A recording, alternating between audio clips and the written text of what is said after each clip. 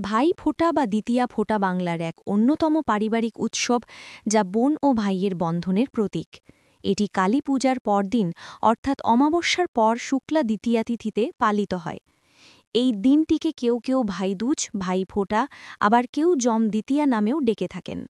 উৎসবের মূল ভাবনা হল বোনের প্রার্থনায় ভাইয়ের দীর্ঘায়ু ও মঙ্গল কামনা, আর ভাইয়ের আশীর্বাদে বোনের সুখ ও নিরাপত্তা।